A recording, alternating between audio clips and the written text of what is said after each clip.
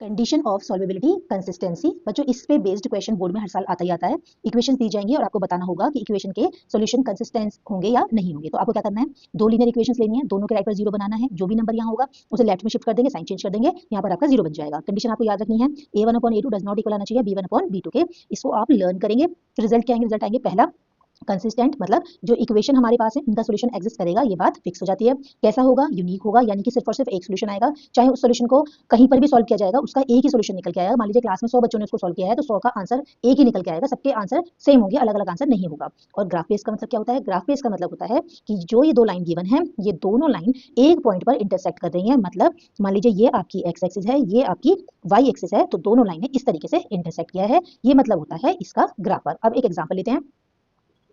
Equation है हमारे पास 3x plus y equal to 14, 2x plus 5y minus 5 equal to 0। सबसे पहले हमने क्या काम करा, पहली वाली इक्वेशन के राइट में जीरो नहीं है, इसलिए जीरो बनाएंगे। तो 3x plus y minus 14 equal to 0, ये हमारी फर्स्ट इक्वेशन। सेकंड इक्वेशन हमारी ओके है क्योंकि राइट साइड पर ऑलरेडी जीरो दिया हुआ है। तो 2x plus 5y minus 5 equal to 0। First equation से वैल्यूज निकालेंगे तो a1 की वैल्यू 3 आती है, b1 की वैल्यू बच्चों कुछ नहीं होता तो यहाँ 1 होता है, और c1 की वैल्यू आती है हमारी यहाँ पर माइनस 14। a2 की वैल्यू सॉल्व करते हैं, 2 है यहाँ पर, b2 की वैल्यू 5 है और c2 की वैल्यू माइनस 5 है। नाउ अब हमने देखा a1/a2 कितना आ रहा है बच्चों, 3/2। b1/b2 वो कितना आ रहा है, 1/5। इक्वल नहीं है तो हमने लिखा therefore a1/a2 does not equal b1/b2। Condition हमारी फुलफिल हो गई, तो रिजल्ट क्या बनेंगे कि यस इक्वेशंस आर कंसिस्टेंट, मतलब इक्वेशन के सॉल्यूशन है। कैसे सॉल्यूशन है, यूनिक सॉल्यूशन, मतलब एक फिक्स आंसर आएगा सब बच्चों का। और ग्राफ बेस का मतलब है कि ये दोनों लाइन किसी एक पॉइंट पर इंटरसेक्ट करेंगी। बच्चों इस तरीके की यूजफुल वीडियोस देखने के चैनल को सब्सक्राइब करें। Thank you so much. Solubility consistency, अब बेटा इंपॉर्टेंट टॉपिक है, एग्जाम में बोर्ड में इस पे से क्वेश्चंस आता ही आता है। करना क्या है हमें, देखते हैं। हमारे पास दो इक्वेशंस हैं, let a pair of linear equations, दो इक्वेशंस होंगी लीनियर इक्वेशन। आपको याद रखना है कि राइट साइड पर हमें जीरो ही रखना है। कोई भी नंबर यहाँ होता है अगर तो उसका साइन चेंज करके हम उसको लेफ्ट में शिफ्ट कर लेते हैं। अब कंडीशन आती है a1/a2 equals to b1/b2 does not equal to c1/c2। इस कंडीशन को आपको लर्न रखना है। इस कंडीशन के बाद में रिजल्ट क्या बनते हैं, पहला रिजल्ट है आपका इनकंसिस्टेंट। इनकंसिस्टेंट का मतलब जो ये लीनियर इक्वेशंस हमें गिवन है इनका कोई भी सॉल्यूशन एग्जिस्ट नहीं करेगा, इनका सॉल्यूशन होगा ही नहीं। दूसरा इनकंसिस्टेंट का मतलब नो सॉल्यूशन। और ग्राफ बेस का मतलब होता है लाइंस आर पैरेलल। पैरेलल मतलब मान लीजिए ये आपकी एक्स एक्सिस है और यहाँ पर हम लेते हैं वाई एक्सिस, ये हमारी वाई एक्सिस है, लाइंस पैरेलल हैं। पैरेलल का मतलब ये दोनों लाइन कभी भी एक दूसरे को इंटरसेक्ट नहीं करेंगी, जब तक इंटरसेक्ट नहीं करेंगी तब तक सॉल्यूशन नहीं आएगा, ठीक है। तो ग्राफ पे मतलब होता है कि लाइंस आर पैरेलल। अगर एग्जाम में आता है तो आपको बनाने की जरूरत नहीं है, आप सिंपल इन कंडीशंस को फॉलो करिए तो यहाँ से आपको पता लग जाएगा कि लाइंस हमारी पैरेलल है, मतलब कोई सॉल्यूशन नहीं है, मतलब इनकंसिस्टेंट है। अब देखते हैं एग्जाम्पल। इक्वेशन है हमारे पास 2x minus y equal to 15। दूसरी इक्वेशन है 4x minus 2y equal to 18। सबसे पहले राइट साइड पे जीरो नहीं है, जीरो बनाएंगे तो हमने लिखा 2x minus y minus 15 equal to 0 आ गया। नेक्स्ट 4x माइनस 2y, इसे इधर लेकर आएंगे माइनस 18 इक्वल टू 0।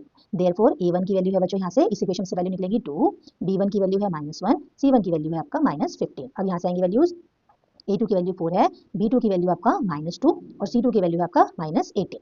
देयरफॉर हमने निकाला a1/a2 2/4, 2 1 2, 2 2 4, वैल्यू आती है 1/2। नेक्स्ट इसके बाद b1/b2, b1/b2 सॉल्व करेंगे, -1/-2 सॉल्व करेंगे तो 1/2, और लास्ट में हम सॉल्व करेंगे एंड c1/c2 वैल्यू -15/-18। यहाँ से वैल्यू तो शिफ्ट हो गई, माइनस माइनस कैंसिल हो गया, 15/18। स्टार्टिंग के दो फ्रैक्शन इक्वल है, तीसरा वाला अलग है। तो a1/a2 इक्वल आया है b1/b2 के, बट वो अलग है यानी कि डिफरेंट है c1/c2 के। मतलब कंडीशन फुलफिल हो रही है हमारी। कंडीशन कौन सी वाली फुलफिल हो गई, ये वाली, ठीक है। तो अब रिजल्ट क्या बनेंगे कि इक्वेशंस आर इनकंसिस्टेंट, कोई सॉल्यूशन नहीं किया हमने, सिर्फ कंडीशन लगाई है। इक्वेशन कैसे हो गई, इनकंसिस्टेंट, कोई भी सॉल्यूशन एग्जिस्ट नहीं करेगा। ग्राफ मतलब है लाइंस आर पैरेलल। इसी तरीके की यूजफुल वीडियोस देखने के लिए चैनल को सब्सक्राइब करें। Thank you. Of solubility consistency, board exam के लिए बहुत इंपॉर्टेंट टॉपिक है ये। अब देखते हैं इसमें क्या होता है। Let pair of linear equations, हमारे पास दो इक्वेशन है। अब दोनों इक्वेशन में आपको याद रखना है कि दोनों इक्वेशन के राइट साइड पर वैल्यू जीरो ही होनी चाहिए। कोई भी नंबर है उसका साइन चेंज करिए, उसको लेफ्ट में लेकर आइए, तो इस तरीके से आपका यहाँ पर जीरो बनेगा। अब हमें याद करना है कि अगर ऐसा होता है a1/a2 इक्वल आता है b1/b2 के, इक्वल आता है c1/c2 के, तो ऐसे वाले केस में हमारे पास रिजल्ट क्या आएंगे, रिजल्ट होगा पहला कंसिस्टेंट। कंसिस्टेंट का मतलब सॉल्यूशन होगा ही होगा। सॉल्यूशन कैसा होगा हमें नहीं पता, बट सॉल्यूशन यहाँ पर होगा। अब इसके आगे अब हमें यही पता लगे कि सॉल्यूशन होगा कैसा, इनफाइनाइटली मेनी सॉल्यूशन। हमारे पास हर पॉइंट पर सॉल्यूशन होगा, इनफाइनाइटली मेनी सॉल्यूशन। ग्राफ पे इसका मतलब क्या है, ग्राफ पे मतलब है कोइंसिडेंट लाइंस। कोइंसिडेंट लाइन का मतलब होता है बच्चों, जैसे मान लीजिए ये आपकी एक्स एक्सिस है और ये आपकी वाई एक्सिस है, तो कोइंसिडेंट का मतलब जैसे हमारी लाइन जाती है इस तरीके से, तो इसी लाइन के ऊपर हमारी दूसरी लाइन भी चलेगी, तो हर पॉइंट पर हमें सॉल्यूशन मिलेगा। इसका मतलब लाइन हो गई हमारी कोइंसिडेंट लाइन, ठीक है। अब देखते हैं एक एग्जांपल। क्वेश्चन है हमारा 3x plus y equals to -4 and second equation 9x plus 3y plus 12 equals to 0। सबसे पहली बात, फर्स्ट इक्वेशन में राइट पर जीरो नहीं है, जीरो बनाएंगे तो therefore 3x plus y plus 4 equal to 0, sign change करके शिफ्ट कर दिया। सेकंड इक्वेशन हमारी ओके है, एज इट इज लिख लेंगे। तो ये हमने हो गई सेकंड इक्वेशन। अब हम निकालते हैं वैल्यूज।